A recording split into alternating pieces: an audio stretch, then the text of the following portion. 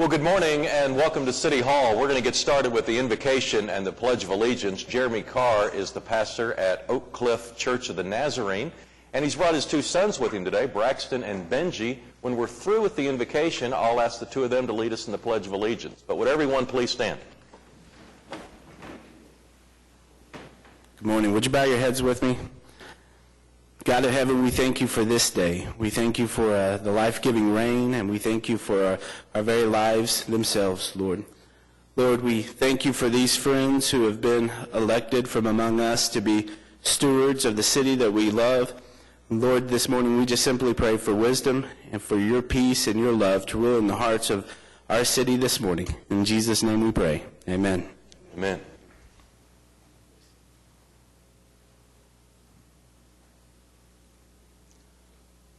I pledge allegiance to the flag of the United States of America and to the republic for which it stands, one nation, under God, indivisible, with liberty and justice for all.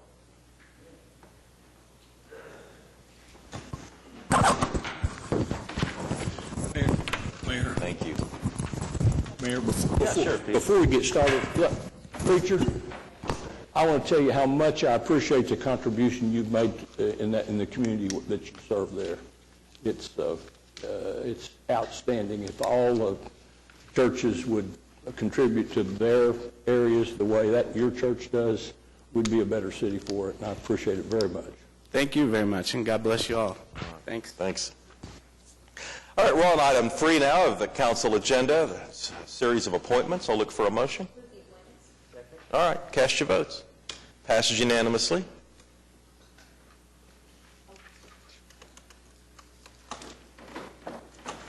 All right.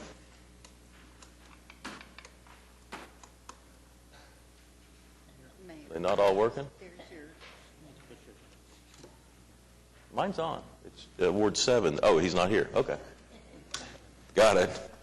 All right, on to item 4. See if it goes smoother from here. Journal of Council Proceedings. 4A is to receive the journal for February 16th, and 4B is to approve the journal for February 9th.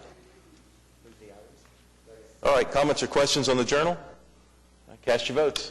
Passes unanimously. Item 5 is request for uncontested continuances. Mayor, several this morning, starting on page 11, under item 9E1, item A, 19900 Atagago Lane. We ask that that be stricken. The owner has secured. In item M, 9507 North University. We ask that that be stricken. We need to re-notify. Item R, 3728 Northwest 26th Street. We ask that that be stricken. The owner has secured. Moving to page 12, AB 1401 Southwest 65th Street. We ask that that be stricken. We need to re-notify. Item AE 912 Northwest 95th Street. We ask that that be stricken. The owner has secured. Item AF 2612 Southwest 99th Street.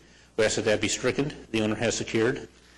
And moving on to item 9F1, item A, 19900 Adiago Lane. We ask that that be stricken. The owner secured. Item J, 9507 North University. We ask that that be stricken. We need to re-notify.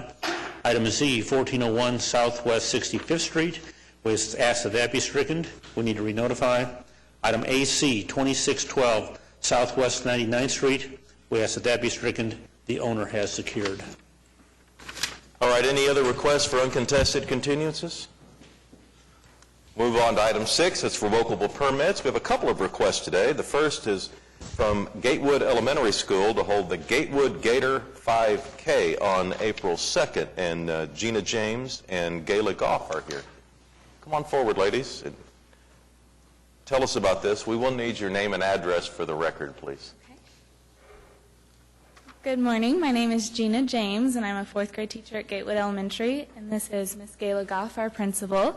And the address of our school is 1821 Northwest 21st Street in Oklahoma City, Oklahoma, 73106. All right. Well, tell us about the Gator 5K.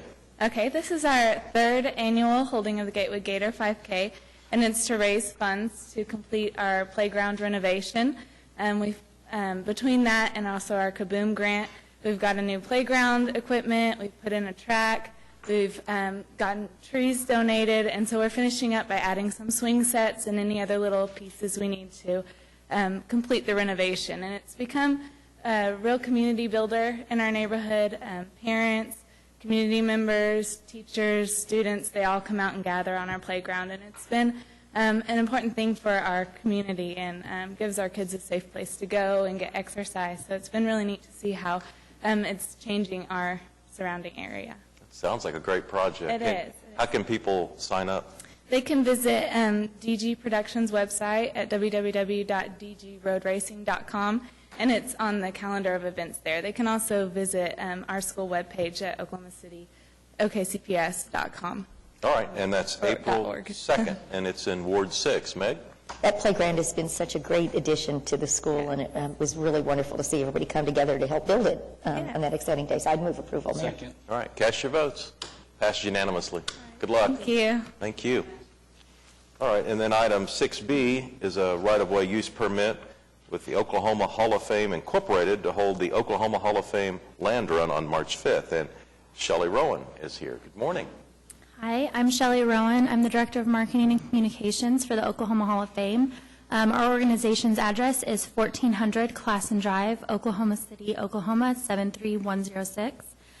We will be hosting the 5th Annual Oklahoma Hall of Fame Land Run. Last year we legally changed our name from the Oklahoma Heritage Association, and so formally that now just same thing. It's organized by our team board. And it raises funds for a statewide scholarship competition and also free field trips to the Gaylord Pickens Museum that's located in Midtown Oklahoma City. Yeah, and you all do give out a lot of scholarships, don't you? We do. There's actually over $4 million in tuition waivers and cash scholarships for all throughout the state. So That's great. And how can people be a part of this? they can visit our website, oklahomahof.com/landrunrace, and they can register there. We will also be doing a packet pickup at Red Coyote the Wednesday before the race, the Friday at our museum, and then the day of the race, if you're in Midtown that morning, you can just stop by and sign up anytime before 8 a.m. All right. Well, thanks very much. Let's get a motion on this. Move approval. All right. Cast your votes. Passes unanimously. Thank you. Thanks. Good luck. All right. We'll recess the council meeting, convene as the Oklahoma City Municipal Facilities Authority. There are 2 items. All right. Comments or questions on the MFA? All right. Cast your votes. It passes unanimously. We'll adjourn the OCMFA, convene as the Oklahoma City Public Property Authority. Again, 2 items. All right. Cast your votes on the PPA. It passes unanimously. We'll adjourn the OCPPA, convene as the Oklahoma City Environmental Assistance Trust. Just the claims and payroll today. Cast your votes. It passes unanimously. We'll adjourn the OCEAT and reconvene the council meeting with the consent docket. All right. Are there any individual considerations from the council? Mayor, we do have Craig Freeman here to talk. We have 2 resolutions on authorizing the GO bonds and gold bonds. Yes, thank you very much, Jim.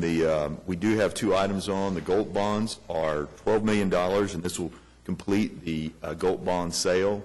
The general obligation bond, the resolution that's on for general obligation bonds today is $77.5 million, and that will leave approximately $185 million left to sell out of the 2007 authorization. Both of these resolutions set the proposition amounts, and they establish the publication of the notice of sale. We will come back to you with the introduction on 2 ordinances on March 22nd. The actual sale will occur on March 29th, and the close will be scheduled for May the 17th. All right. Thanks.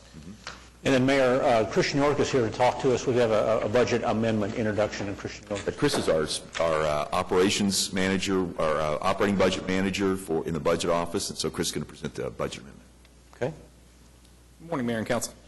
So the item in front of you is the second budget amendment for fiscal year 2016. The amendment affects several funds, the first of which is the Capital Improvements Projects Fund, with a $1 million increase to support the replacement of the Chickasaw Bricktown Ballpark scoreboard. The use of fund balance will be the revenue source for that increase. 2 other items, both in the CIP fund, one for bicentennial park improvements in the amount of $950,000 will help support Wi-Fi and electrical infrastructure improvements at the park to move the Arts Festival to that new venue, and also a $850,000 increase that will support the expansion and renovation of the Capitol Hill Library. Both of those last two items are supported by transfers from the Oklahoma City Economic Development Trust. The fourth item is a debt service fund realignment. This is a routine item that we bring before council every year, the background of which is during the budget adoption process, we're working off of our best estimates on judgments, our debt service needs, as well as ad valorem taxes. However, we don't receive those final figures from the County Excise Board until after August, which of course the budget's already adopted by that time. So this item simply trues up our estimate with the actual figures we received. The Hotel Motel Tax Fund is requesting an increase of $946,000. This is just relevant to higher revenue than expected in the current fiscal year. Two items for the Special Purpose Fund. The first for the Railroad Quiet Zone. This is simply increasing our budget authority to expend some existing funds in our fund balance in the amount of $142,000 to support projects such as signage and roadway improvements to improve that railroad quiet zone. The next is a return of funds from ODOT in the amount of $655,000. This was for a joint project with ODOT. The funds weren't completely expended, and so they were returned to us. However, the originating funds that we used to send to ODOT were GEO bond revenue. And unfortunately, those accounts are no longer active, so we'll be moving these into the Special Purpose Fund, and they will be restricted in their use just like they would be if they were GEO bond revenue. The final item has a few transactions going on, all of which pertain to the City Auditor's audit of the MAPS for Kids Fund and MAPS 3 Sales Tax Fund, most of which pertain to the 1% for the Arts Program. So a little background on that. The 1% for the Arts Program has dedicated accounts located in the Special Purpose Fund where we, as the year goes on and we identify projects and monies for that program, we move those funds and consolidate them in the Special Purpose Fund and expend them from that location. Well, the City Auditor recommended that when we're dealing with restricted use funds, such as MAPS 3 and MAPS for Kids, that it would be more appropriate to simply expend those funds in the original tax rather than move it to the Special Purpose Fund and expend it from there. So the increases that you're seeing, such as the $400,000 for Special Purpose Fund, is simply returning the money back to MAPS 3.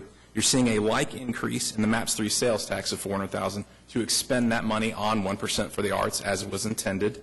And then finally, there's an $123,000 increase in the Internal Service Fund.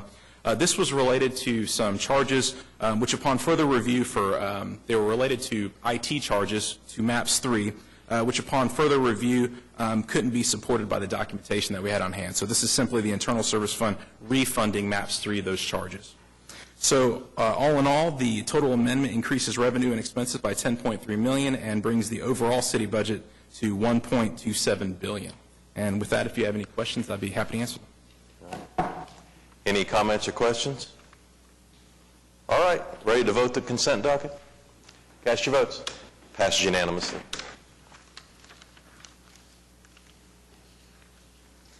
On to the concurrence docket. Is there a motion? All right, there's a motion and a second. Comments or questions on the concurrence? All right, cast your votes. It passes unanimously. We're on to item 9. These are items that require a separate vote. We'll begin with a series of items that have come to us from the Traffic Commission. The first is a metered parking issue on West Main, and it's in Ward 6. Meg? It looks like we have a series of these. Some of them are related to the 499 project, and a couple of them related to the L2 apartments over at 11th and Chartel. So starting with A1, I'd move approval. Second. All right, cast your votes. Passes unanimously. And Meg, just keep on going. I will. A2, A2, move approval. Second. cast your votes.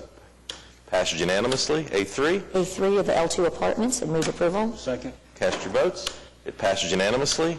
Item 9A4. A4, move approval. Second. All right, cast your votes. It passes unanimously. Item 9A5. A5, back to the L2 apartments, move approval. Second.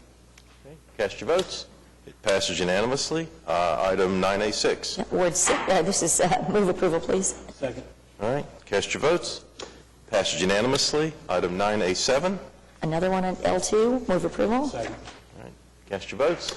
Passes unanimously. Item 9A8. And A8 is the Plaza Court building for handicap space, move approval. Second. All right, cast your votes. Passes unanimously. All right. Item 9B is continued part of the project plan for, Downtown TIFs, addition to downtown TIFs. This is a continuation of the discussion that we had on February 9th when this was introduced to council, and there was a lengthy discussion at that time, and Kathy is here to answer some follow-up questions. Yeah. Item B is the amendment to the Downtown Maps TIF project plan for certain amendments. At the meeting on February 9th, we provided a presentation to council that had quite a bit of detail about all of the steps in the process and details about what the amendments were. I wanted to go through, first of all, though, answers to some of the questions that you had during that discussion, and then go back through the specifics of the amendment to the Downtown Maps TIF district. So first of all, Councilman White had some questions about review procedures that were included in these in the amendment to the amendment to the Downtown Maps project plan and in the Core to Shore project plan. We have proposed an amendment to the downtown plan that would require a review of the entire project plan and the budget every 5 years, with the first review to start July 1st, 2020. And the first national TIF is included in that requirement. So it would have a 5-year review beginning July 1st, 2020. In the Core to Shore plan, we have also included a review requirement that will begin 10 years after the plan is adopted on February 23rd of 2026. We believe that this 10-year review period allows us adequate time for the TIF to be in place, to see how it performs, and that would cover each of the different TIF districts that are a part of that Core to Shore project plan. There was a question about the Northeast Renaissance TIF project plan. It does not include a review provision, and certainly as we go forward with that, we can look at that. It doesn't have any increment yet, and so we'll just have to wait and see how things go with that project plan as we move forward. So that was to address the questions about review procedures. The second question, Councilman Greenwell asked some questions about ad valorem taxes in Oklahoma City and the difference between market value and taxable market value. Currently, the total ad valorem taxes that are received in Oklahoma City are about $79.7 million. Those are from all the counties that are a part of Oklahoma City. The most reliable information that we have about market value and taxable market value comes from Oklahoma County. Oklahoma County has a great website, and their assessor's office does a great job maintaining records, and it's very easy to accumulate and process. So the difference, the taxable market value in Oklahoma County is about 92.7% of the market value. So I'm not really sure where Councilman Greenwell was going with those questions, but that's where we are with ad valorem taxes in Oklahoma City. Kathy, thank you. No, this answers my question. I just had the impression that the gap would be greater than what it is, so thank you. Finally, there were some questions about the amount of sales tax that is in each of the different TIF districts that we've approved. Only a few of the TIF districts that the council has adopted have the provision for sales tax. The first one that we included a sales tax provision for was with the Skirvin TIF district. It has a budget of approximately $5 million. In the Skirvin, Dell, and Devon, there is no specific line item that says sales tax TIF in the project plan. It's a narrative description of sales tax and how it will be calculated and determined as a part of the project plan. So the estimated budget for the SCIRV and the estimated amount of sales tax revenue from that project is about $5 million over the years that we will be eligible to receive sales tax. In the Dell TIF district, again, It also includes a sales tax component, and that estimated revenue is $5 million. In the Devon TIF, we did include sales tax revenue as a part of that TIF district. It was related to the sales taxes generated by construction materials involved in the construction of the Devon headquarters, and that estimated revenue is at $10 million. The Northeast Renaissance TIF district does include a sales tax component, and in fact, it's a very important component of that project plan, and the estimated revenue from that that's spelled out in the project plan is $20 million. And finally, in the proposed Coeur d'Alene TIF district in District A, and that is the only district that there is the allowance in the project plan for sales tax to be included as a part of TIF, is in the District A, which is the area around the Myriad Gardens and the new MAPS 3 Park. At this time, that amount is unknown. It will be determined on a project-by-project basis, and projects will have to meet certain criteria and be approved by City Council in order to be eligible for sales tax. The one question I had last time in listening to your presentation is when will there be a sales tax component and when there will not be? And I guess from looking at this, it's just driven by the type of development, which is if it's a commercial development, it's going to have a sales tax component. Yeah, it really is driven by the type of development. And sales tax doesn't apply to residential development, for example. It really has to have a commercial component, whether that's, office development or commercial space that could even be used for retail or hotel. In the example of the Skirvin, that would be the determining factor, or one of them.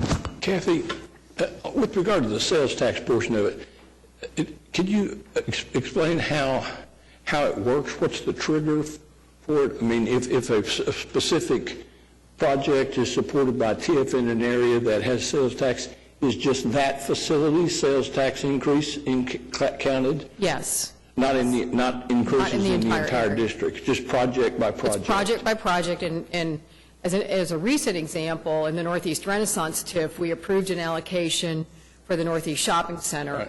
Right. A great portion of that TIF allocation will be driven by the sales tax revenues generated by that facility alone. But if That's how we do it. We look at it on a case-by-case basis, and it's only the sales tax revenues that are new to that project, and our process is that we greatly discount those. For example, the developer may say, we're going to generate $600,000 in sales tax over the life of the project. We only take a very, very small percentage of that. Right. I would say around 12.5%. Yeah, and we don't do a lot of sales tax, yes, just a handful to date. And outside of our regular policies, the city manager's office makes, I don't like them, and so I really make Kathy. He holds our feet to the fire on sales tax. Well, it seems if there is a project that sales tax TIFs, a sales tax TIF would work on, it's the Northeast project. The whole idea is to generate sales in there. Yes. So, I mean, it seems to me that's reasonable. Well, the fact of the matter is that is an area where there isn't enough revenue to make the project successful only from the property tax portion of the TIF. And so you're going to have to make those viable, you're going to have to add some sales tax to do That's exactly I don't want to interrupt your train of thought, but I should have said something when you finished that review, this about reviews. What I'm concerned about is what do you mean by review? What does that mean? A presentation back here, or an up-down vote on whether to continue it, or what does that mean? I think what it would involve is a review by staff of the performance of the TIF to date, what the revenues what revenues have been generated with it, what projects have been supported, whether or not it's achieved its objectives under the project plan, and then that information would be reported back to the City Council, and the City Council would decide how to proceed. The time, I think, is all right, but I also would like to see a review triggered by a percentage of the original TIF budget. the one we have downtown is what, 3 or 4 times what the original budget was? And I think we should have reviewed that. We probably would have said okay going forward, but I would like, what I'm worried about is without some kind of a mechanism that forces us to look at these and to evaluate whether they're working or not, now we're looking at putting them on the table for 35 years out in the future. And I don't think that's good planning. I mean, I just think that it's a subsidy, and I think we ought to, when we're giving the taxpayers' money away, which we are to subsidize these facilities, and that's all well and good. The First National's a great idea, Skirvin's a good idea, Dell was a great idea, all these things, Devon Tower worked fine. But I do think we have an obligation to look at them more frequently than we've done in the past. Would it be possible to amend that trigger to say 150% of the original budget, include that into the trigger? Well, if we reach 150% of the budget, the TIF would not be, I mean, you would let it expire, I believe. Well, we didn't do that on the downtown one. I mean, it's because you've amended it, and we've gone back through the process I think that's one completely of the from the keys. beginning. Go forward. When it hits 100%, we can't spend more than 100% of the budget with authorization. So anytime it's expanded, it does come back to the Economic Development Trust and the City Council for expansion of the budget. And so there is that review process. That being said, yes, we can add some triggers in there, Councilman, if you want to. If you want to do that. But the fact of the matter is, we set a budget, and we cannot exceed that budget without having the council and the TIF Review Committee and the Economic Development Trust and all go and amend that budget. My big long-term concern is that without a way to test whether or not they still are necessary is not included in any of these things. And I've asked about what would be a reasonable way to do that. And as near as I can tell, the only way to do it is stop.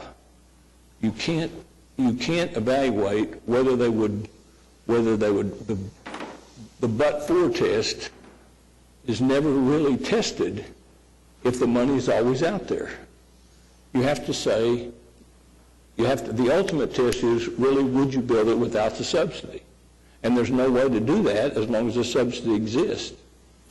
And we believe that we test the but-for on a project-by-project basis by evaluating the financial information that's provided by the developers, and that project would not be completed without the TIF assistance. I just think that's an awesome responsibility for you or for somebody else. And we would, when I said the review would include a review of the financial performance of the TIF, that's exactly what I meant, is that we would have to evaluate it on a budget category by budget category, method and examine whether or not are we at 85% of the budget? Are we at 20% of the budget? What kinds of projects have we been able to accomplish to date? And have we achieved the kind of economic impact that we believe is possible from the TIF district? And that's really what it's about, is creating economic development, economic impact for the community that spreads beyond the boundaries of the TIF. I'm struck by how much we've gained in this area in the last 6 or 8 months, about the knowledge that people have about it, the difference in the way the I-89, for instance, approaches it today as opposed to the way they approached it before. But I think that's the result of a serious effort at furthering transparency. And that's what I'd like to. That's what I want to see in the future. I think I've become personally from a kind of a skeptic to a kind of a supporter. I mean, the needle for me has moved a long ways. It really has. But I think the reason it has is because both you people on your side of it and the school side of it and the council side of it all know more about each other now. Now I see Butch sitting there, and he probably wishes that we'd had the same kind of sit-downs with the county as we did with the school. We do. We spent a lot of time with Oklahoma County. But I think we've profited by that, and I don't want to vote today yes on this thing and see then 5 years from now, 10 years from now, another person sitting in this chair wondering what the heck's going on. I mean, I think we've got to have this constant review and look at it, because it's millions and millions of dollars. And one thing I just want to say is that we do provide the city council and all of the taxing jurisdictions with annual reports. We are required by state law to prepare an annual report. We have tried to make those more user-friendly and easy to understand in the last few years. You don't need to be defensive. I think you've done everything. I'm just asking for more. I don't think there's any question that the reports have been out there. But I would tell you that I believe that the understanding of what they mean has been greatly enhanced by the last 6 months of explaining I would to folks. absolutely agree. And I just don't want that situation, us to get through today, vote today, and then go right back to that kind of situation that I think was there before. I mean, we discovered some things that none of us knew in this process. I mean, I think that's true of all the entities that have sit around the table. There have been information developed that none of us knew. Right. I agree, and I greatly enjoyed and appreciated getting to learn more about the school district and their challenges, and hope that we can continue to meet on a regular basis and talk about those things. Councilman, when the budget hits 100%, we can't expend any more with that without taking it to council. Right. I hear you that you would like another check in that process at some point in time. Right. So would you like to have a trigger in there, make an amendment to have a trigger in there at 150% where we do a full review and staff review and bring it to council for review at that point in time? I would. We can make that happen if that's the desire. Talking about learning about it, and I've sat here now 11 years now on this juncture, and I never realized that those amendments were really an opportunity to say no. But I should have, but I didn't. And I'm not sure everybody around this horseshoe did either. I don't want to, I mean, I'll just admit I did not understand it that way. I'm not sure. I mean, it seemed like we were kind of on we were joined the cheer squad and just attaboy and went forward without a full analysis of what happens. I'm still very skeptical that without some kind of a way to actually stop giving away the money, that you'll ever really, the but-for test is not really ever met. As a student of human nature, I just know that as long as the money's out there, people are going to devise a plan to try to get it, and it becomes a contest of whether they can convince you they really need it or not. And many times there's a lot more of them than there is of you, and I'm not sure that is a real test. It's not a criticism. You guys, you and Brett and Wiley have done a great job, I think. I'm just concerned that in the past it hasn't been transparent enough, and I want to make sure that it remains as transparent as it's been for the last 6 months on into the future, because with the economic situation we're in right now, the idea of planning out 35 years is a slippery slope, it seems to me. Excuse me. I'm sorry. Are you two finished? Could you go back to that page, Kathy, that showed the total ad valorem tax from Oklahoma County and the assessed value? Yeah, that's taxable market value. That isn't assessed value. Assessed value is something different, I believe. Well, I've got a question, and it probably ties back into that. And perhaps our county treasurer, Mr. Freeman, might be prepared to provide some input on this, but if we look at the example that's on the county assessor's homepage on their website, it gives an example of a residential home that's worth $50,000, and then you take out the homestead exemption and you come down to the taxes on that $50,000 home. It comes out to $450 per year. Mm-hmm. That's 1/4 of 1%. Right. Now, no, I'm sorry. that comes out to 9/10 It of should be 1%. about 1%. Yeah, 9/10 of 1% once you pull out the homestead exemption. If you look here, the 80 million compared to 33 billion is 1/4 of 1%. So my question is, what happened to that 0.75%? Is there that much land that is non-taxable here in Oklahoma County because it's government-owned? Well, if it would not even have a market value assigned to it in the website, I don't believe. I think there's different property that's assessed at different rates. There is a great deal, the assessment ratio, the rate is 11% of Right. the taxable market value, less the homestead exemption if it's a residential homestead property. I think... But commercial rates are not less than residential rates. No. So just... Business personal property is even higher. Yeah, so if you back it in, we should be generating well over 200 million versus only 80 million.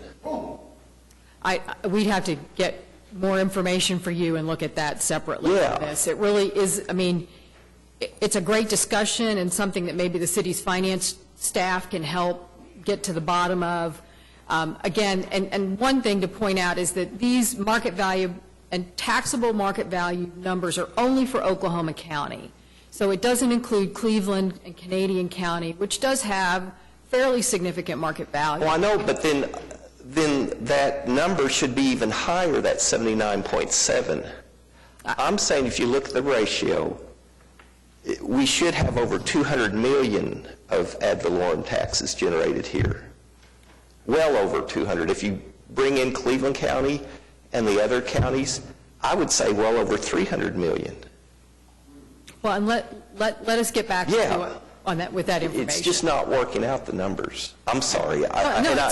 That's perfectly fine. I don't have that with me right now, and I think it's a little bit more research that we would need to do to get to the bottom of it. One of the other issues, too, is when you look at taxable property, if you're looking at an individual home and you're just looking at what the tax would be on that home, that's the full tax for all taxing jurisdictions.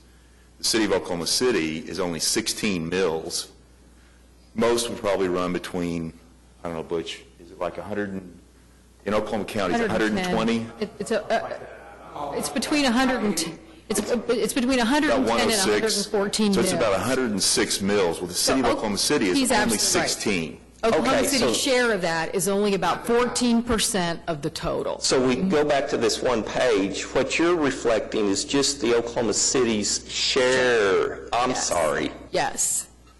Yeah. I'm sorry. Okay. Yeah. I'm sorry. Craig's absolutely right. Yeah. Well, so the city gets a share of the ad valorem taxes. What happens to that money? Does it just comes into our general fund? No, you use it to retire general obligation bond debt and to pay judgments against the city. And that's it? That's it. Cannot be used for operating expenses.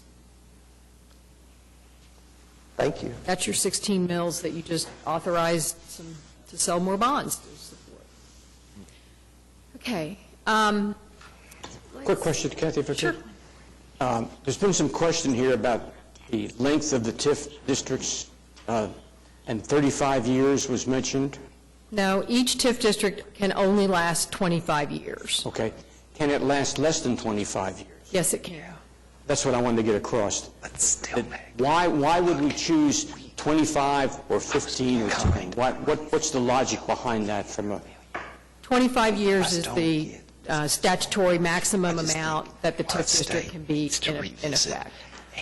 So if I was uncomfortable with that, we could elect in the future to set up TIFs at 20 years. Or, yes, absolutely. So that's under our control. Yes. Thank you. Okay. May I ask one quick question? Sure. And then I'll try not to interrupt you more. I'm so sorry. But I was able to get a copy from staff of your presentation that you made to us, and it was really helpful. And the amendment to District 2, the proposed TIF District 2 amendment, I didn't understand. There's these different categories, and there's the budget, and there's the amendment, and then the amended budget. And two categories that jumped out at me, I mean, we talked there's residential, there's commercial, there's public schools, but the two categories that jumped out at me were public parking and other public development costs. There were no amendments to those amounts. Can you give me some clarification on the thought process behind that? And can you explain to me what other public development costs really are? Yeah, sure. The amendments to the TIF include increases for residential development, commercial, public schools, and money for the other taxing jurisdictions. And just as a reminder, this is money for specific projects to be allocated to the other taxing jurisdictions. It is not a part of the indirect increment that they also receive in TIF number 2. Public parking, the original categories in the project plan when it was adopted in 2001 were residential, commercial, public schools, and public parking and other public development costs. What we are proposing is to change the public schools category so that it is only available for I-89 and would not include Metro Tech or other institutions of education, and redefine the other taxing jurisdictions category to be all of the other taxing jurisdictions except for I-89. So that other taxing jurisdictions is a new category. Public parking was put in there in 2000 in the belief that we would use TIF to help develop public parking garages in Oklahoma City. To date, we have not used the money for that. We felt $9 million was an adequate allocation to the budget to cover us in the future if we did feel we needed to help subsidize public parking development. So that's basically what that is. But I hear people saying over and over, in downtown we don't have enough public parking, we don't have enough public parking. Do you think that's an adequate number? I think that's an adequate number for this TIF district. I think in a more general sense, it's also included as a part of the Court to Shore TIF, just a broader general category. We have expended some money for public parking. There's been some money that was allocated to Century Center and to the Arts District Garage just recently. So the budget amount is not necessarily a representation of the remaining budget authority in that category. Other public development costs has been used to fund things like land acquisition. Some of the land around the Boathouse District was funded through this category. The shoreline improvements on the Oklahoma River, some other infrastructure kinds of projects, including, I think, the alley project in the Cottage District. We're doing improvements in Bricktown right now along the canal and sidewalks. So it's other public development costs is basically infrastructure. Thank you. And land acquisition. I'm going to go back one slide just really quick, just to go through the amendment, and then I think that will be it for item B. Again, we're increasing the TIF 2 budget categories. We went through that just a minute ago. We have expanded the project area. The project area is the area defined in the plan where the money can be expended, and we've extended that south of Southwest 30th Street. Right now it ends at Southwest 27th. We've changed the allocation methodology for the indirect increment at the request of I-89. So now that it's based on their operating levy with no offsets, basically I think the school district will receive about 57% of the indirect increment. There's an amendment to allow the other taxing jurisdictions to spend their funds outside of the project area, which again was requested. And then it also carves out an area for the First National Center TIF and the Court to Shore TIF.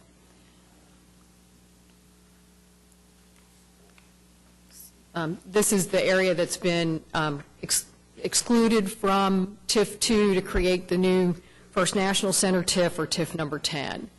Again, it has a project plan budget of $45 million, an expected term of 25 years, and it includes ad valorem and sales tax. That, I don't know if you want to stop here and vote on item B, or... I think we want to see both presentations and then vote on both of them. Okay. The next item is the creation of the new Court to Shore TIF district. As we talked about on February 9th, this project plan includes the creation of 6 separate tax increment financing districts. The first district that we anticipate that will be created is District A, which we call the South CBD Central Park TIF District. Each of the other TIF districts would be created upon approval by the City Council and would each last 25 years. The creation of each of these districts has to be accomplished within 10 years of the original adoption of the project plan. So you may or may not choose in the future to create some of these TIF districts. Some of them may never be triggered by the City Council, and the way the project plan is written, it gives you that flexibility. Again, it consists of 6 different TIF districts under one project plan. The area is currently generating about $1,254,000 in ad valorem taxes. About $313,000 of that is in TIF 2. There's no new increment districts that will be initiated today. We will come back with a council resolution to create the first district at a later date. The project plan budget includes a project plan by the categories of expenditure. So there is $300 million allocated for assistance and development financing. These are the funds that are allocated for commercial, hotel, residential projects within each of the 6 TIF districts over the life of the TIF. There is funding for public improvements, which would, by the way, include infrastructure improvements in the area, and we do anticipate that there will be some infrastructure requirements in Coeur d'Alene because the area has been very much underdeveloped for 100 years. There's $16.6 million for the public schools for I-89, in particular $6.2 for MetroTech, $4.2 for Oklahoma County, $2 million for the Metropolitan Library System, and $1 million for City County Health. The total budget is $395 million. Also, the budget is divided by district. I don't know if we included that. I should have brought last week's presentation, but the largest district is the South CBD TIF, which I believe is at $167 million, and the remaining of them have much smaller allocation amounts. It is included in the project plan that's in your packet. So with that, I'll be glad to answer any other questions. We have some citizens who have signed up to speak. You want to say something, Ed? A quick question. Somebody asked me a question I didn't know the answer. On the indirect, 2 weeks ago you said something about 75, on the indirect increment when 75% goes to the cities and schools, it begins when the district annual growth, which is currently at 1.45%, plus an additional 40% is exceeded, something like that? Is that? Oh, I'd have to go grab the economic impact report, and I didn't bring it in here. It is based upon the rate of growth in the area right now, so that once projects are created and they generate indirect increment, the school districts begin to, for example, all the other taxing jurisdictions begin to benefit immediately. And that when that growth rate exceeds 40, I'm going to get this wrong. Okay. I just wasn't prepared to do that again this morning. So okay. Let me get with you and we'll talk about that. Okay. But in the Coeur d'Alene TIF district, the other taxing jurisdictions will receive 75% of the indirect increment versus the 50% that they receive in the downtown TIF district.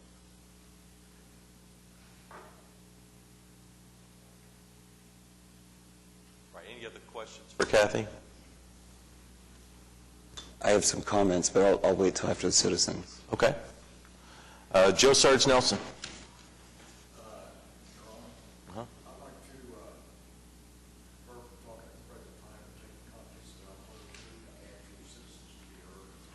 Yeah, okay. All right, that's fine. Dennis Portis.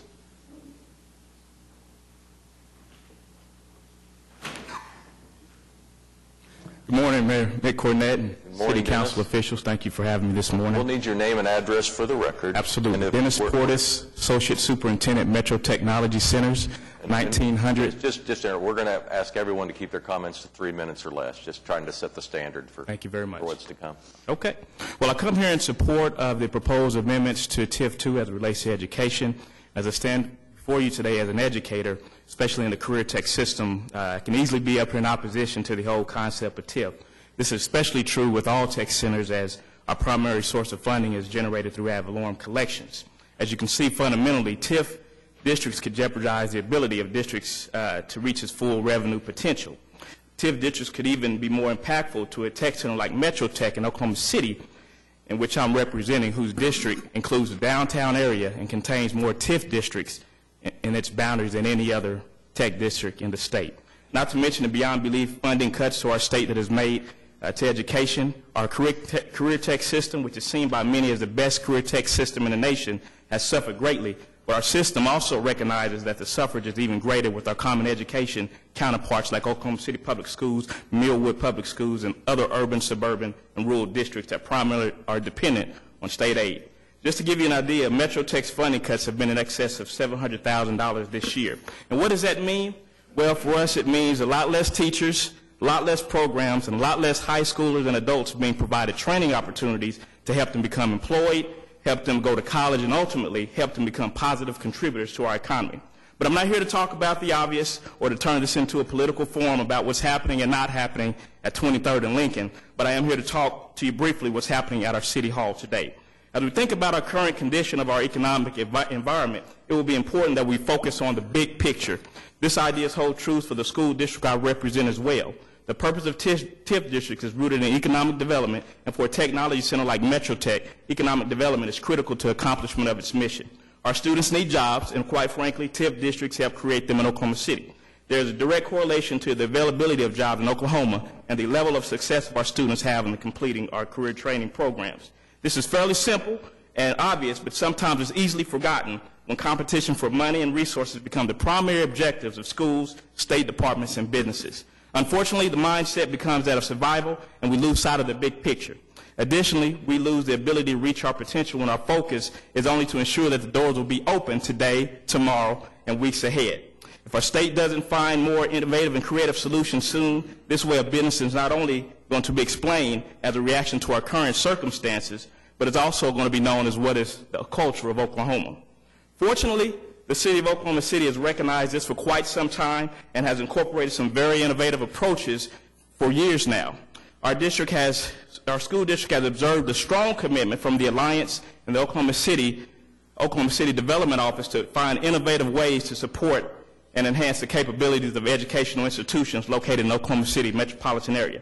Project support will be greatly appreciated for Metro Technology Center, especially as its boundaries are no less than 140 square miles of residences, businesses, and partnering school districts, including Oklahoma City Public Schools, Crooked Oak, Millwood, and other districts. Our district impacts thousands of high school students and hundreds of businesses and companies throughout the metropolitan area. In closing, and this time in education is obviously undervalued at the state capitol, the city of Oklahoma City has a great opportunity to act differently and continue to send the right message that education is important, and we're not afraid to show it. In closing, our district fully supports the amended TIF district proposal, as well as the creation of future TIF districts. I thank Mayor Mick Cornett and the City Council in advance for having the courage and audacity for making education a priority and finding innovative ways to ensure that every child and adult in our city has a fair chance to learn, grow, and thrive. Thank you for your time. All right. Thanks, Dennis. Thank you. Michael Washington. Thank you. Again, Michael Washington, Post Office Box 53153, Oklahoma City, Oklahoma, 73152. Thank you, everybody. Everybody got your eyes open? Because we're not going to play today.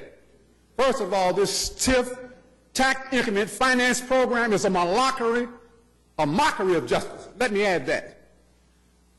We stated here, for the most part, that according to Section 9B, approving and adopting an amended restated downtown MAPS economic development program for, I believe, more than $300 million that was never put in the newspapers. And you want want to know why? Because it's designed for this economic development program to protect their teams, and obviously not slandering anyone, but possibly put money in somebody's pocket under the table, which is a good example about this gentleman here, brother, Mr. David Greenwell. I say brother because, again, all humans are important to me. So don't let everybody get anything wrong. I'm definitely not a racist. I am definitely a realist.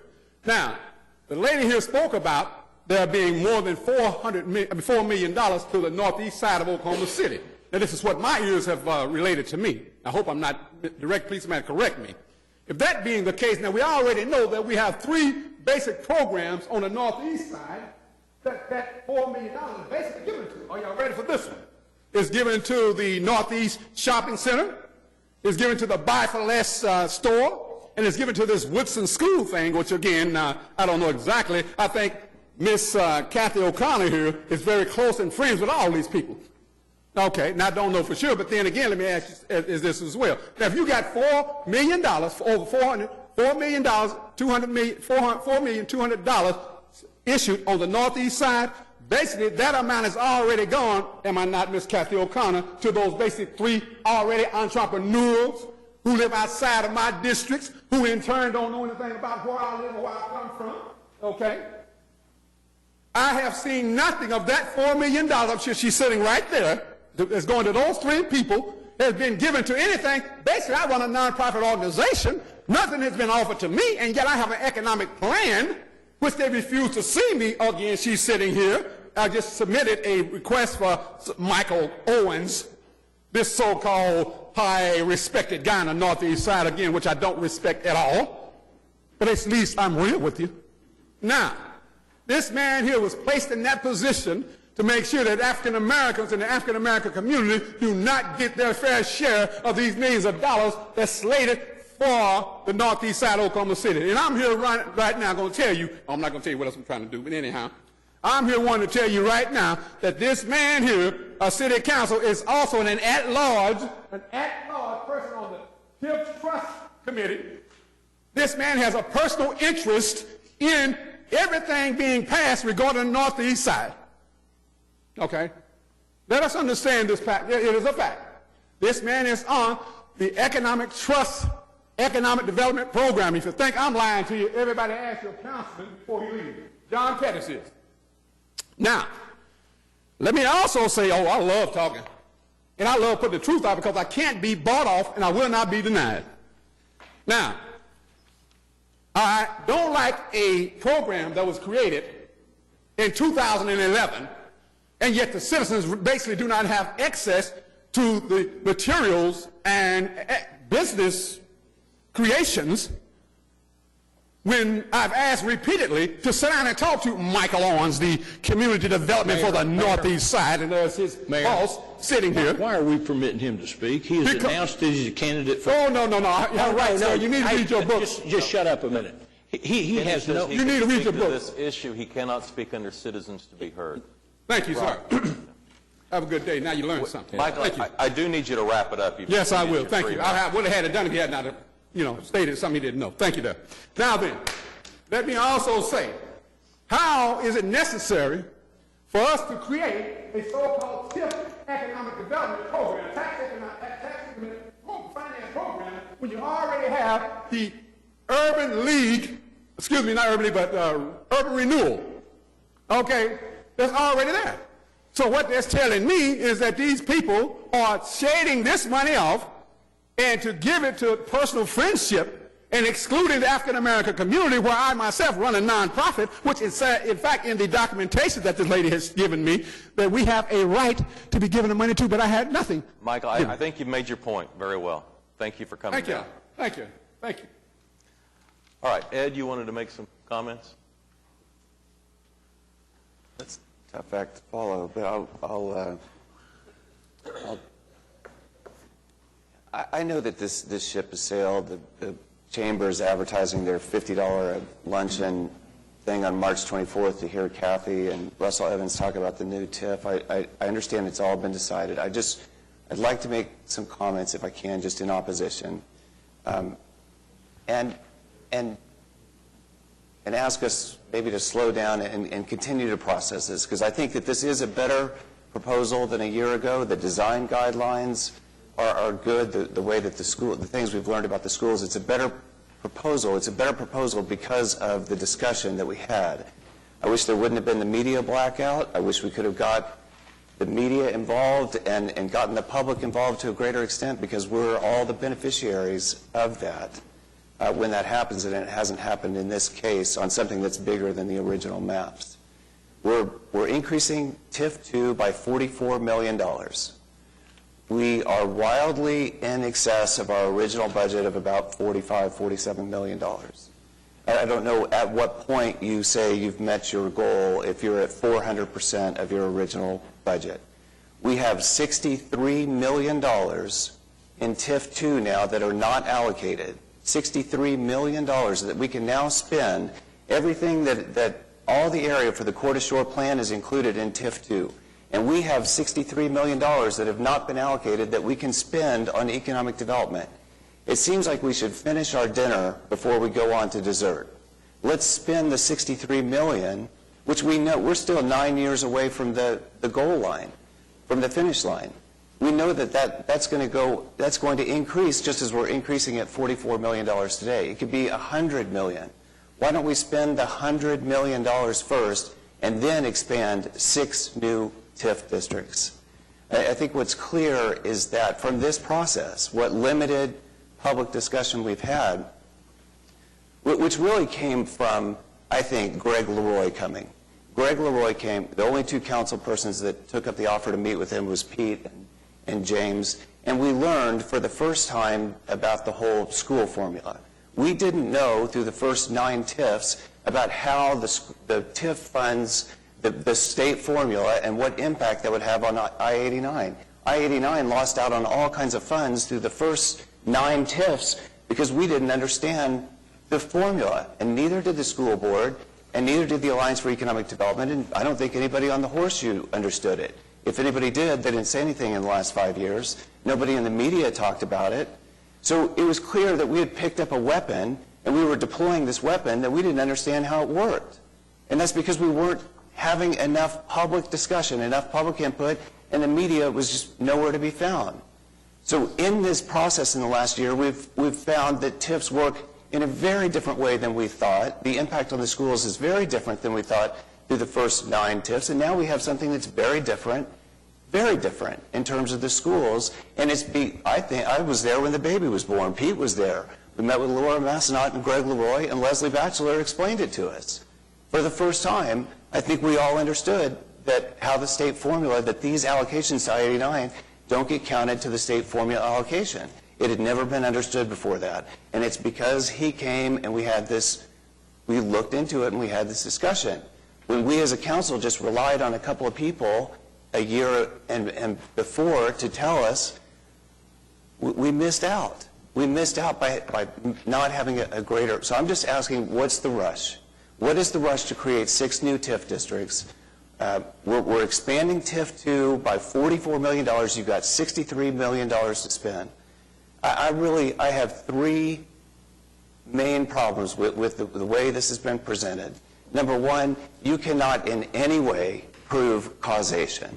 The idea that we're going to create these TIF programs and it is going to create $1.8 billion of investment is preposterous, it's farcical, it can't be proven. It is, you cannot say that you're going to give a developer 6% of their development costs and then you claim 100% of the economic development as a result of the TIF when you gave 6%. There is massive investment, massive public investment in this area, far, far greater than any other part of Oklahoma City. We built a new highway, for heaven's sakes. I-40, we're building a boulevard through this area. Project 180, GO bonds that went to Myria Gardens, MAPS 1, MAPS 3. We're building a downtown park, a downtown streetcar, which finally we got an article in Oklahoma yesterday indicating that it's a real estate development tool, a downtown convention center.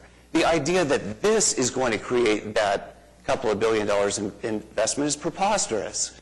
There is already, because of this massive public investment, things changing on the ground. Property values are exploding. I don't need to tell this council that because we couldn't afford the land for the convention center, and we can't afford the land, all the land we want for the park. Why? Because the property values are wildly increasing already without us doing anything. You don't need to prime the pump. The bonfire is already going. You don't need this to get development, economic development. It's already in motion. It's already happening, and we've been on the short end of that because we can't afford it, because the property values are increasing. The property values, there's been 50 properties that have sold west of the park since the MAPS 3 vote. The average price of all land sales is more than 300% higher than their assessed value. There is, in addition, you don't know what development you've suppressed by unleashing this publicly subsidized private development. When you partner with certain private developers and you give them public money, well, the other developers have to compete against them. And not only do they have to compete against them, the existing development, the existing apartments, the existing retail, they have to compete against this artificial entity that you've unleashed into the market. So you don't know what economic development you've suppressed in that equation. And then there are clearly some investments that result in no economic development. Sarge, I'm tired of Sarge coming up here, items from council every week talking about this development on 6th and Broadway. Sarge wants to talk about that we bought land that Meg had, that then went to Chip Fudge, that then we bought with TIF funds. He thinks it's illegal because you can't buy from a council person. I think that's not true because technically we bought it from Chip Fudge. That is, you could argue about the intent of the law that you can't buy from a council person, but it's not in violation of the letter of the law. But that's not the issue, Sarge. The issue is, why did we use TIF funds to buy land on Southwest 6th and Broadway? What economic development came as a result of buying that land? Nothing, I would argue. So you cannot argue that these investments are just automatically resulting in economic development. Some clearly are not. There are some, the Frank Apartments on 11th and Francis. They came, they asked for TIF funds, they were denied, they built them anyway. Brent shared with me other developers who've come, who've asked, have been denied, they built them anyway. But if we'd give them TIF funds, I'm sure that we would have claimed responsibility, we would have claimed causation, but that it cannot be proved. The but-for clause cannot be proven. The second problem I have is that it's clearly tax diversion. And I hope that that argument is settled today. I know that there's been this back and forth that you can't call this a tax diversion, that some of this development would not happen but for the TIF funds, and therefore it's new property tax. There is no free money. If you're not increasing tax here, you're just diverting it from somewhere else. And the 499 Sheridan should be the nail in the coffin to that argument, because that didn't require TIF funds to get built. It was going to be built anyway. It's in TIF 2. Now you're moving, it would expire in 9 years, and it would just go into its normal taxing jurisdictions. But now you're going to remove it from that, and you're going to put it into a new court ashore so the clock starts over for 25 years. That is a tax diversion. So that, I hope that that at least ends today, that we now call this what it is, which is we are moving taxes from one entity to another. And that, the 499 Sheridan should be the nail in that coffin. There are winners in this program, I-89, but as Brian Bruce pointed out in the Journal Record, there are losers. And you are diverting money from education elsewhere throughout the state. And there are consequences to that. And you have to make sure that the development, that the money that you're doling out has greater benefit to society than the money you are taking away from education throughout the state, which is clearly suffering. Third, I think there's something here that I'm not smart enough to understand and that is not apparent. There has to be a reason for rushing to do 6 TIFs that hasn't been articulated publicly. I think that part of this is the convention center. That's just my own personal belief. I believe that when you now have created another $65 million of public improvements, another $9 million for the parking garage, we have this massive funding gap for the convention center complex. We don't have money for the parking garage. We don't have money for the convention center hotel. And in my gut, I think that's what this is really about. is that's what we're really voting on today, is to create something that then we can take to convention center hotels, and we can propose and say, look what we've created. We've got a $65 million budget for public improvements. We've got all this new money for parking garages. Now let's make it happen. But in my gut, I think that's what's happening today, although it hasn't been publicly articulated. For those reasons, I'll vote no. I will probably be the only no vote, but I hope that the discussion continues, because we are the beneficiary. Just as we were with the Oklahoma City Boulevard, we got a better project because we talked about it publicly. And I hope that that process continues as we move forward with the TIF programs. Thanks. Okay. James? This is an issue that I've gone back and forth on more than probably any of the other things that we've voted on. But and I think the main reason is a lot of what Councilman White said, I agree with. The only thing that I heard him say that I didn't agree with is that I think that this actually is good planning. It's a good future plan, which is why I'm going to end up voting for the plan. But then I think I've heard Kathy say that the A will be the first thing. Unless something significant changes, I will be voting against creating that first TIF district, which is the South CBD. For the reason is because I don't think that area needs it. And at some point, we do have to let our foot off of the gas and see if the market can take off. And but the reason I'm going to vote for this plan today is because there are areas that are in the plan that I think will need. If we voted in a couple years for the Cox Center site, I think that's an area that probably will need it. The Producers Co-op, I think, will probably need it. But again, I just think it's time to see really what Pete was saying is that there's no way of really knowing if it's needed unless it's not there. So with that, I don't want to repeat everything that Pete said. He'll do it for him. He'll do it for me. All right. Any other comments from council before we vote? All right. Do we have a motion on 9B? All right. Cast your votes. Passes 8-1. Is there a motion on 9C? Wiley's going to request emergency. On 9B, we had asked for an emergency. Why, Wiley? In consideration of the First National Center, we currently have a lower tax base at this point. We don't know what's going to happen in the next 30 days. It could be a sale of that property, which could change the tax base, just to give us an opportunity to preserve it at this level. But it's up to council. I just wanted to make you aware. That's why we asked for it in this case. All right. Is there a motion for the emergency on 9B? Second. All right. Cast your votes on the emergency. Emergency fails. It needs 7 of the 9 votes, and it only got 6. All right. Is there a motion on 9C? Mayor, I'd like to move to amend it to include the 150% of budget. All right. We have a motion, a second. Just for clarification, are we amending the ordinance that's approving? You want me to put a clause in there that says that for the ordinance? We can do that. I'm not sure. Okay. Or do you want it in the plan? What I want is a review at 150% of the initial budget. Right. Which would be $600 million. Whatever it is, 150%. Okay.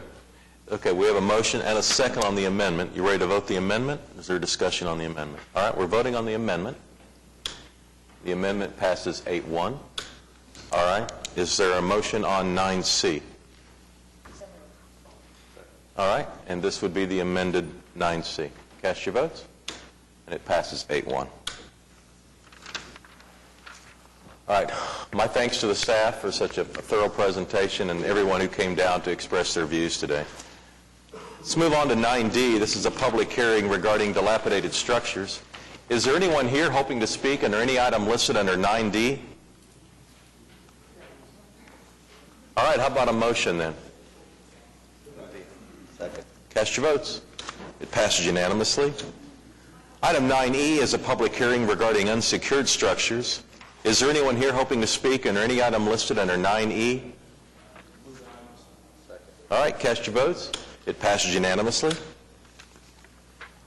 Item 9F is a public hearing regarding abandoned buildings. Is there anyone here hoping to speak under any item listed under 9F? All right, cast your votes. It passes unanimously.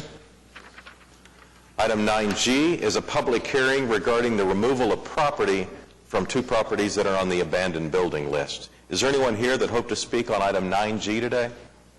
All right, how about a motion? Cast your votes. 9G passes unanimously. And 9H is a resolution that comes to us from the Planning Department, and Chris Varga is here to... Yeah, these are some more housekeeping, but Chris is here to explain the specific changes of the requirements. Okay. Good morning. The item before you is to amend the existing housing programs policy. We do a routine review of this periodically to make sure that it conforms with the current HUD regulations and guidelines. This policy applies to our city's housing rehab programs exclusively. To the owner-occupied rehab, our housing exterior maintenance program, our HOP program, Housing Opportunities Program, and disaster recovery, all of these that are funded by HUD through home or block grant. Basically, these encompass about $2 million a year of HUD funding that goes through to these programs, and this is just our routine review. We've put the document on quite a bit of a diet. We've reduced its pages considerably by removing a lot that was procedural, referencing other appendices that references other ordinances that were included. So we've just slimmed it down. The major changes to this document would be with the HOP program. There were some inconsistencies with current HUD guidance. We updated the HOP program to illustrate that it now requires a different kind of a deed assignment to a person receiving a HOP home. We've changed some of the issues relating to the way we've done subordination. We previously required mortgage companies to fully assign the mortgage before the city would subordinate, and that policy has been in place for a number of years and had been working. However, currently the banking industry does not accept or deal with that policy in an increasing number, so we had to change that. Basically, this program applies to about 50 homes that we rehab each year and 50 storm shelters, and that's it. We had a complete listing of the changes in the back, the summary. So all right, that's what we have today. Thanks, Chris. Any questions for Chris? All right, how about a motion then on 9H? All right, cast your votes. Passes unanimously. Item 9I, I understand we do not need executive session on this today. It just extends the time on negotiations? That's correct. All right. Cast your votes. It passes unanimously. Item 9J, we do not need executive session. Is there a motion to pass the resolution? Cast your votes. It passes unanimously. Item 9K, I understand we do not need executive session. Is there a motion to approve the resolution? Cast your votes. It passes unanimously. Item 9L, I understand we do need executive session. I'll ask for a motion to move 9L into executive session. All right, cast your votes. That item moves into executive session. Item 9M is claims recommended for denial. Is anyone here hoping to speak under the item listed under 9M? All right, how about a motion then to approve 9M? Cast your votes. It passes unanimously. Item 10 is claims recommended for approval. 2 items are listed here. Did anyone hoping to show up to speak on those items today? All right, how about a motion on 10? All right, cast your votes. It passes unanimously. Then item 11 is items from council. James, you have anything for us today? Ed? Larry? I'd just like to comment that I had the privilege of going to Phoenix last Thursday and Friday to view what was going on in Phoenix, to see what they're doing in economic development, what they're doing with their downtown, what some of their projects are, what they're doing in transportation. a very enlightening meeting, and it convinced me that Oklahoma City has done a great job of advancing its quality of life for its citizens, but this is not the time to stop. Even though there are obstacles out there, this is the time to buckle down and move forward and pull together to even raise the standard of living, the quality of life for all our citizens in central Oklahoma. Thank you, Your Honor. All right. Thanks, Larry. Pete?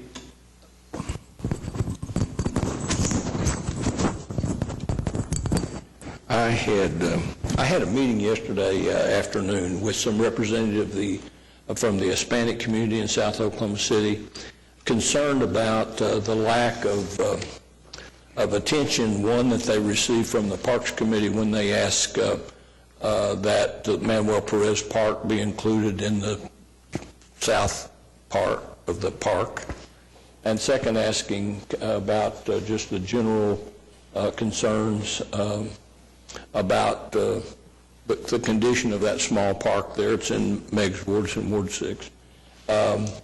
And I suspect that we may be hearing from them as a group about trying to find another location perhaps, and or take an existing park that's that the changing of the name would be permitted under our name changing policy to try to more properly honor a Medal of Honor winner there. And I just wanted to, I offered my personal support, but it has to be, I believe it has to be a process that would come through the community, not something I'm going to be able to do. And so I think, but I would anticipate we'll probably hear from them in the next months or so concerning their concerns.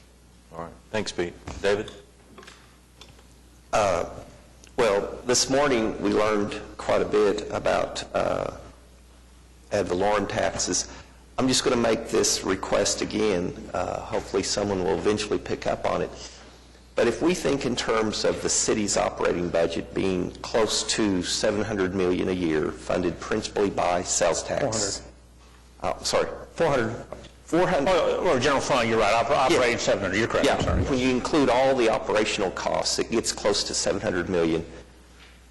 Over half of that is funded through sales tax. And then if Oklahoma County is generating, I'm estimating, over $300 million a year in ad valorem taxes, those numbers really begin to add up. I'm just suggesting now's a good time, I think, for various levels of government, municipality, county, and state, to come together and revisit and see, for example, if there's duplication of services, duplication of expenditures that could be eliminated, to where we as a state, we as a county, we as a municipality begin to operate more efficiently and utilize these funds in a manner that I think we could generate surpluses if we kept everything at the current level, and then be able to utilize those surpluses to provide additional services, make additional improvements. I just believe, personally, that there's some efficiencies that could be gained by the various levels of government coming together, working together to come up with a solution. Thank you. Meg? Just briefly, Larry, I'm sorry, I think I missed part of your comments, but if you were speaking about Phoenix, I just wanted to kind of add on to that we did have a great trip with the Chamber to look at Phoenix, and I personally came home feeling so good about Oklahoma City.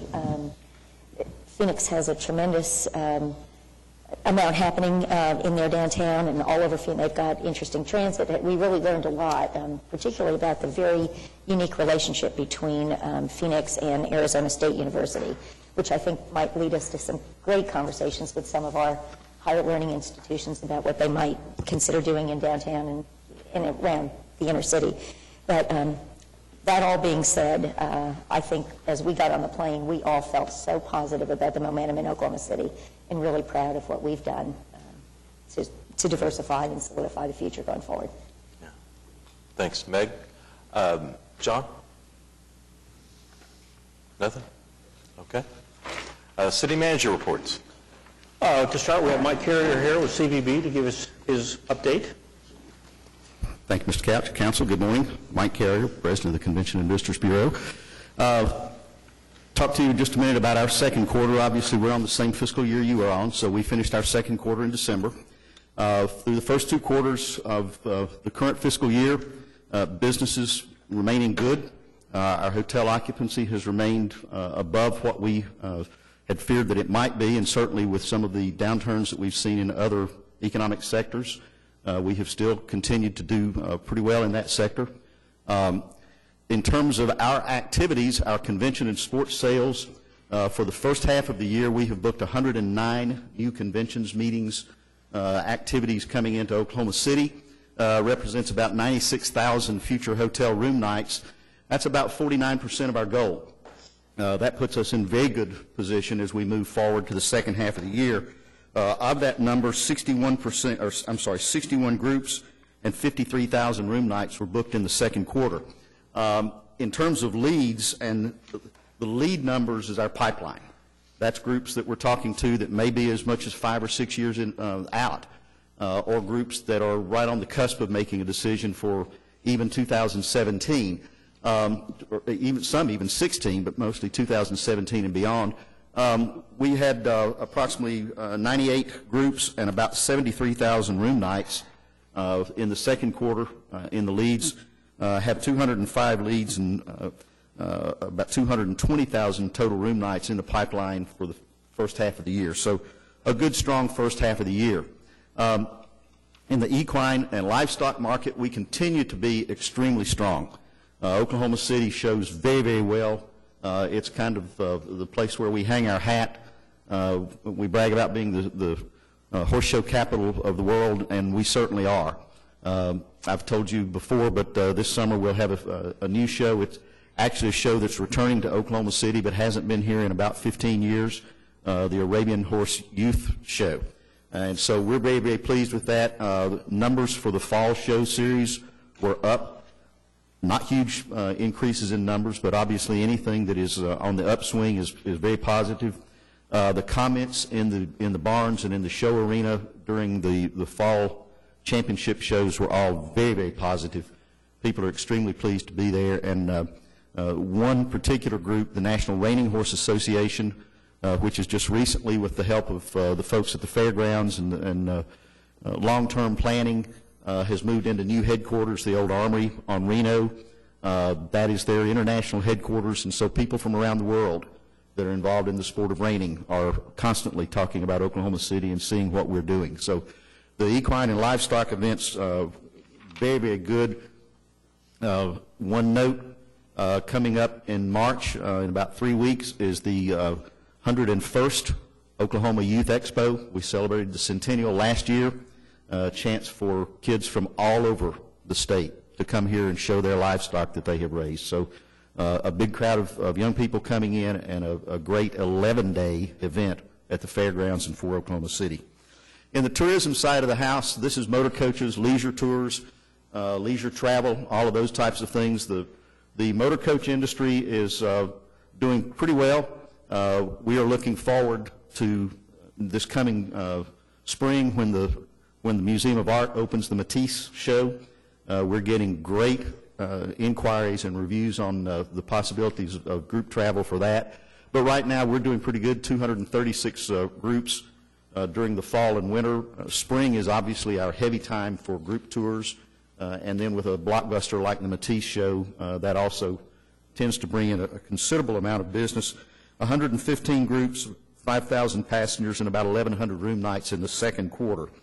In our marketing and communications, we are actively out pitching stories to travel journalists. That part of the industry has changed dramatically in the last 5 to 7 years.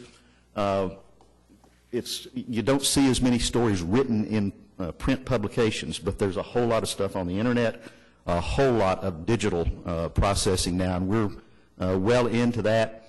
If you have not seen our monthly What to Do in OKC blog on our website and on a variety of the social media channels, that's something that is receiving some very nice comments. I would also tell you that we received, one of our folks was just in New York City a couple of weeks ago. We received a National Adrian Award from the Hotel Sales and Marketing Association for our website. And so we're very proud of that. And in the local Addies competition, we received a gold medal for our new website. So we're doing very well, continue to have challenges as the digital world looks to constantly change things. I don't understand algorithms about how you type in Oklahoma City events and what pops up. But Google changed the algorithm an average of twice a day last year.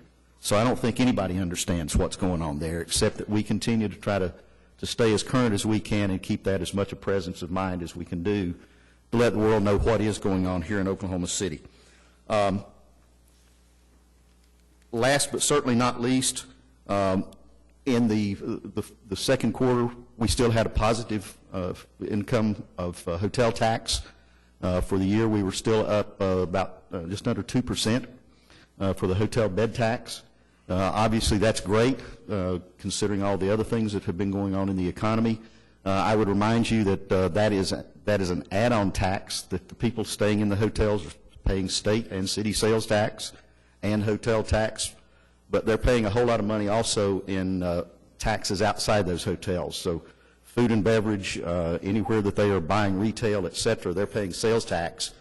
So we feel that it's a very good investment for the hotel tax to be used as it is being used and to continue getting those people in here not only to see our city, but to help our economy. The last thing I want to tell you, and then I want to show you a couple, if we got time, I want to show you a couple of quick videos. We're a member of Destination Marketing Association International, and DMAI has a program of accreditation for convention and visitors bureaus.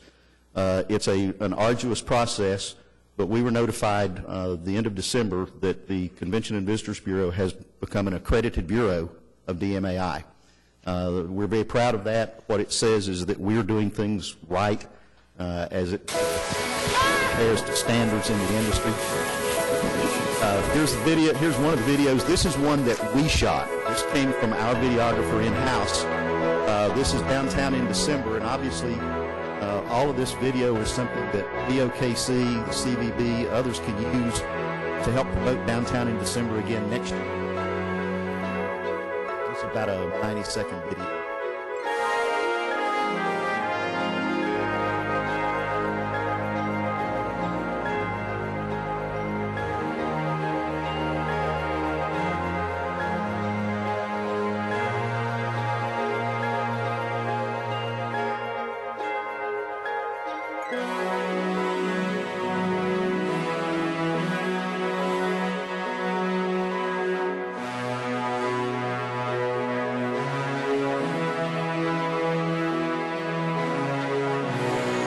Not only has some great shots of activity going on around the city during downtown in December, certainly beauty of the area. And these are the kinds of things that particularly when we get into social media, these types of videos are extremely attractive for video usage and blog usage on the digital media channels. The second one is one of our ongoing series of district videos, and this is a rough cut. This is not the final of Stockyard City. And just to show you a little bit of the difference in the flair that we can put on the different districts to highlight what each one of them is about. You remember that the first couple that I've shown you out of this series, Academy of Contemporary Music provided the music. The background music for this one came from the Rodeo Opry Band.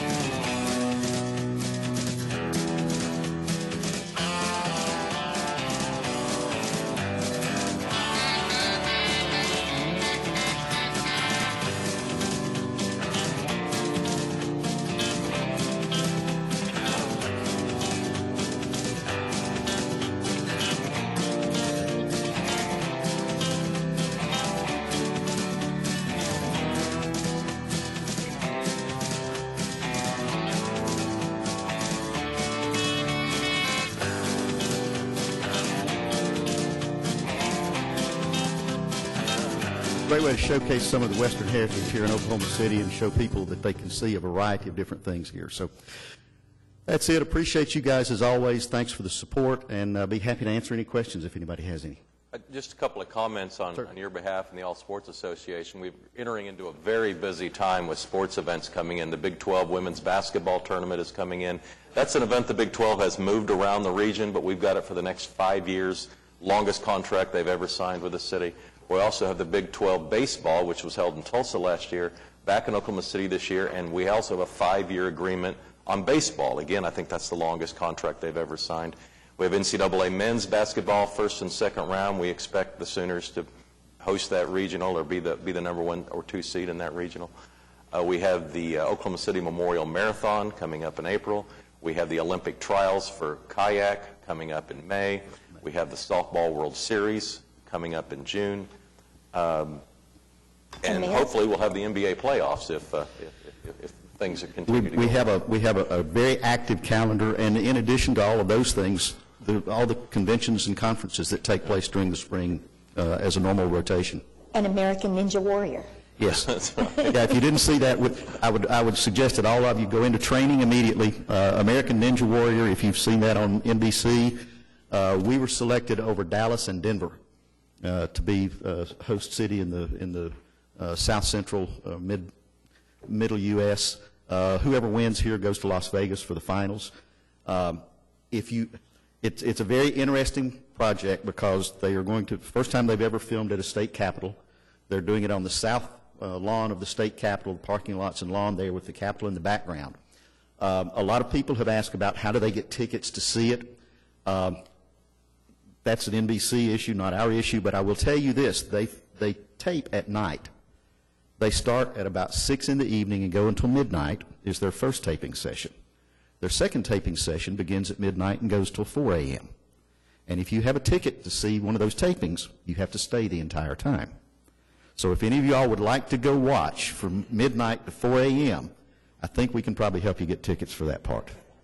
Should be a lot of fun, and it'll be obviously great publicity for Oklahoma City. So. I stand to be enlightened. Thank you. Thanks, Mike, for all your work. Maureen Heffernan had a presentation scheduled this morning. She had a conflict that came up, so we will bring her back on the docket in the next week or two. Touch on the sales tax collections report. It was down this month. It was down $825,000 below prior year. To year to date, we're about $5 million below projections, about $2.5 million below last year's collections. Pretty much in line with what we talked about at the workshop we had a couple of weeks ago. But I do want to point out, you can look at a sales check in a couple of different lights. Another way to look at the sales tax check, it's the second largest sales tax check we've ever received. But it was behind last year's. Well, last year's was the largest single sales tax check we've for that same time period. For that same period. February always reflects the latter part of December and the first part of January. So you get those last Christmas days. And so historically, February is always our largest sales tax check. Just saying, there's a couple of ways you can look at the checks as we go forward. But what we received was not particularly different than what we talked about in our workshop. All right. All right, citizens to be heard. I'll ask people to keep their comments to 3 minutes or less. Pat King.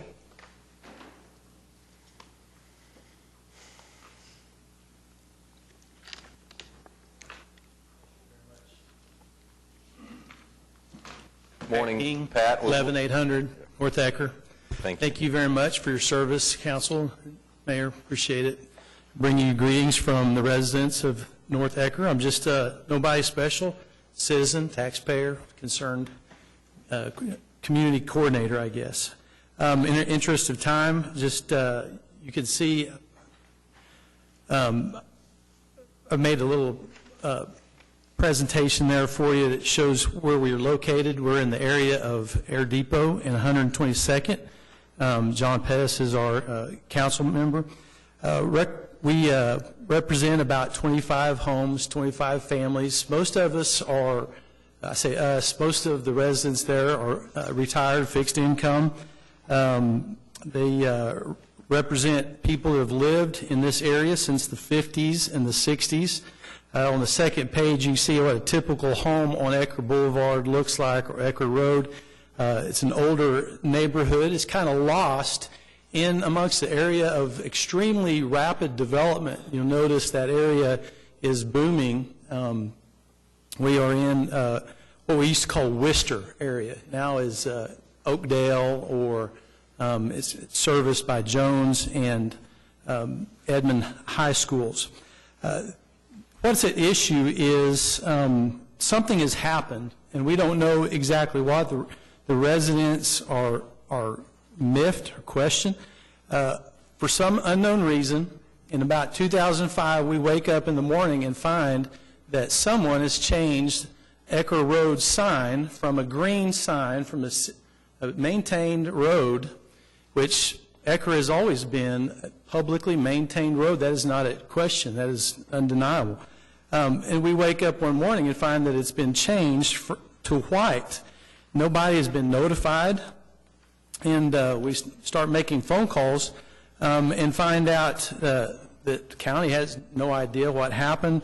The city is, it's hard to track down exactly what happened, but the maintenance on the road just quit, and the road has since become deteriorated. You'll see that it was paved in the 70s. I think you remember when the city brought out 90-gallon trash cans. About that time, it was chip sealed by either the county or the city. You'll notice that on the bottom sign, there's actually the road sign at the corner of Ecker and 116th, where y'all removed the sign but forgot to put up a new sign. So it's, obviously you missed a sign there. If you'll notice on Leonard Sullivan's records, Oklahoma County Assessor, you'll notice a couple of the homes are built in 1958. So there was homes, and that road existed a long time ago. And thanks to the help of the Public Works Department, you guys have got some great guys over there. They've showed me that the GIS shows that this area was adopted September 6, 1960. That's the first handout attachment that I provided for you. The second attachment I wanted to bring to you is every resident on Ecker has a mortgage abstract, and it's item number 2 that I've seen, and it's dated April 24, 1961, and it shows that the residents, back when Fred Snyder was our commissioner, had a really close relationship where we had built and they maintained our roads, and you see that we had sold that road to the county, and that they had promised to maintain it. And then, of course, the third document shows that I believe in 2009 the city actually had to hold a hearing to turn back portions of 116th, which is one of the side streets, back to the citizens because it was in such disrepair that the city said, well, we'll just give it back to you, the individuals on the side of the road. So there was some kind of ownership there. So that's of concern. What happened in that time frame to say the city will no longer maintain this road? Yeah, we ought to be able to figure this That's a out. legitimate question. Now, besides that, and I'm sorry. If you just real quick, I'm going to wrap it up. Yeah, sure. This is a public school bus route. I want to show you on page 5, introduce you to Chelsea. Chelsea is our neighbor. She was a young lady that the Edmond School District could not drive their buses down Ecker. It's gotten so bad she had to walk to 122nd. You may have recalled the news article, September 23rd, 2013. She was hit while waiting for the bus there. That is an extremely, extremely busy, dangerous area. You might also recall that, it's still fresh on our minds. In 2012, the bicyclist that was killed just less than a mile east of there. There's still a bicycle there memorial. This is a very dangerous area. This is an area that has almost been forgotten while development occurs in the central part of the city, far northeast Oklahoma. Especially the older areas, there's little infrastructure. The roads are deteriorating. And lastly, and I thank you for your patience. Lastly, I've got a letter from Kim Lanier, the superintendent. It talks about how the road is in such a deteriorated condition that it's almost too dangerous and costly to drive their school buses down it. It's only a half-mile long, but you need almost a four-wheeler. And it's a sad situation. There's 5 or 6 kids that are picked up every day, precious children. Some of them are Native American kids, and they can't even afford. They can't even. We can't afford to repave that road. Let us look into it, and yes. we'll get you some answers. Okay. Thanks for being so thorough in your presentation. All right. Thank you, sir. All right. Joe Sarge Nelson. Mayor, on his question, I'd like, if there is whatever the answer is, I'd like to know exactly what that is. I have I've got probably 100 miles of road in Ward 4 that was once maintained by the county on the same kind of contracts he's talking about, where people deeded it to the county. They didn't sell it to the county. They just deeded it. The county maintained it. They've now changed the rules at the county and says they can't maintain private roads. And the county is now referring people to us as if somehow that's our fault. And at least that's what happened in my part of town. So if there's a solution that says that we're going to repave this road, I've got about 100 miles of road I need repaved in my area. It's the same situation. I'm positive it's the same. There's a couple neighborhoods in Ward 1 that are like that, too. All right. Joe, go ahead. Joe Sarge Nelson. I'm here today on a matter. It's going to be a little disturbing, but I presented an envelope to Larry McAtee 2 weeks ago at a council meeting, and in that envelope it requested an investigation be rendered. And Tuesday, I think of this past week, I was asked to visit with City Council, Mr. Jordan and Mr. Wiley over there in reference to that letter. And we discussed mainly this document right here, 4 pages of the timeline in reference to my paper. Well, I was kind of surprised when I'd already had this document all put together and did my investigations and this and that, whatever have you, that the Daily Oklahoman this past Sunday in the business section came out with practically 3/4 of my information already that I already had typed up, and made reference to Mickey Edwards and, of course, Mr. Estook, and the trolley, which I've said all along, this is what we need back in business. Well, now to the ugly part. First, this is not of a personal nature, and I'm sure the party will take it that way, but I hope not. I'm just doing this because it's just the rules of the game, and I'm sorry for the word. And like I said, the meeting that was held on February the 16th was cordial, and it was held between the presence of the people I told you about, Kenneth Jordan and Mr. Wiley and myself and my secretary, and it was concerning the timeline report identified in the addresses of 101 Southwest 6th Street, lots, not parcels, 27 through 32, all of which are comprised in Block 22, South Edition of Oklahoma City. This meeting was held at the request of City Councilor by and through the request of a document presented, as I said, to Larry McAtee, Ward 3. The land in question, along with many other buried properties connecting other properties, have in one way or another been quietly brought up long before these map projects became a reality, because they've been on the drawing boards since the date of their conception back in 1993, and then carefully mapped out where their final resting place would be. This was long pre-planned. These meetings were held behind closed doors, private dinner tables, and places where funds and conversations flowed openly. Ms. Margaret Salyer of Ward 4, for the next part, is and has been connected with city government from all levels and worked with major companies as well, including Chase Banking, worked with major companies as well, including other several boards, and connected with the folks that witnessed the downfall of the Penn Square Bank that damaged a great many people, and is now connected with varied agencies of the city government and a member of the Oklahoma City Economic Development Trust that has been spoke of on numerous occasions and also here today, and as well as a sitting member of this city's council. Insider trading is and has been a known fact and going on for years. Sarge, I'm going to ask you and make a comment, please. Ma'am, I'm asking for your resignation politely. Will you I know. give me my 3 minutes? Sarge, you're already at 3.5 minutes. All right. Sarge, I am Then, fully aware based that... upon the fact that you work for the economic and you control the mass board funding of the city general fund and have been connected with this stuff, you had inside information, and I know of other people that have too. You purchased land knowing that that was where that streetcar and definitely the Hotel Convention Center was going.